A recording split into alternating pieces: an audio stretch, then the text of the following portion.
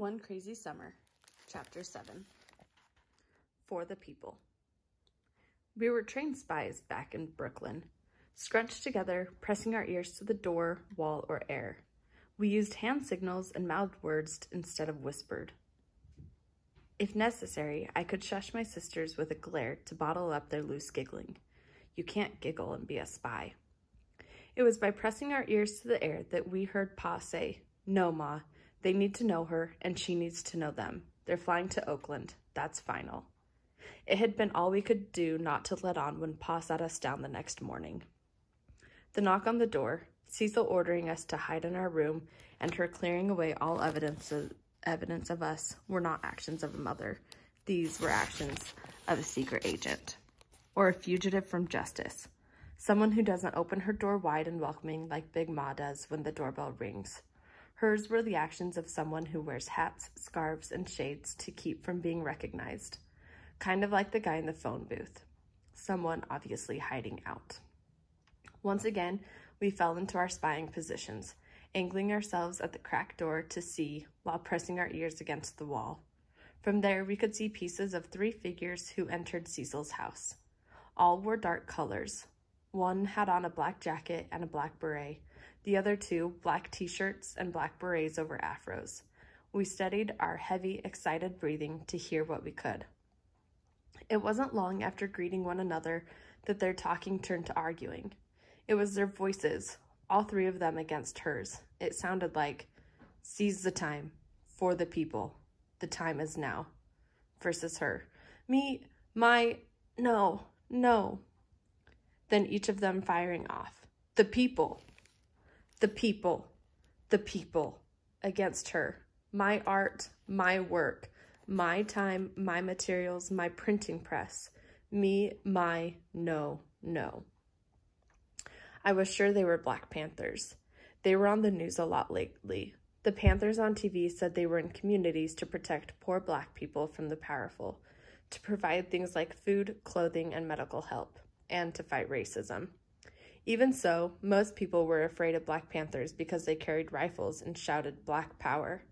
From what I could see, these 3 didn't have rifles, and Cecil didn't seem afraid. Just annoyed because they wanted her things, but she didn't want to give them. Big Ma said God could not have made a being more selfish than Cecil. At least she was like that with everyone, not just us. Cecil said, "Paper isn't free, ink isn't free, my printing press isn't free. I'm not free." One of them answered, "None of us is free, Sister Nzia. Eldridge Cleaver isn't free, Huey Newton isn't free, H. Rap Brown isn't free, Muhammad Ali isn't free." I knew he meant her, Cecil, when he said Nzia. I didn't know some of the other names. Only Huey Newton, the Black Panther leader, and Muhammad Ali, who used to be Cassius Clay. I guess the others were Black Panthers or Black people who were in prison. I knew Ali had refused to go to Vietnam and fight like Uncle Darnell was doing. I still didn't get what any of that had to do with Cecil. Another one said, "That's why everyone must contribute to the cause." The third voice added, "Like Huey said, we should all carry the weight, and those who have extreme abilities will have to carry extremely heavy loads." There were words thrown back and forth, long, unfamiliar words ending in shun, ism, and actic, with more talk about the people thrown in for good measure, like Big Ma throwing a pinch of salt into the cake batter. They weren't just talking. The 3 Black Panthers were rapping, laying it down, telling it like it is, like talking was their weapon. Their words versus her words. Hers falling, theirs rising. When her voice fell as low as she would allow it, she stamped her foot and said, all right, but you gotta take my kids." And shortly after, they were gone. We retreated from the door and jumped on top of the daybed. This was the next part after the spy missions, pulling together what we'd learned. Vanetta asked, "Is she giving us away?" Then Fern, "To those people?" I shook my head no. She couldn't explain that to Papa. "Or to Big Ma," Fern said. "Then who were those people?" Vanetta asked. "In the black clothes, telling her to carry the weight." Talking on and on and on, Fern said. They're Black Panthers. They're probably who she's running from. Vanetta asked, Who are the Black Panthers? You know, like Frida's brother. I made the Black Power sign with my fist. Only Big Ma and I watch the news.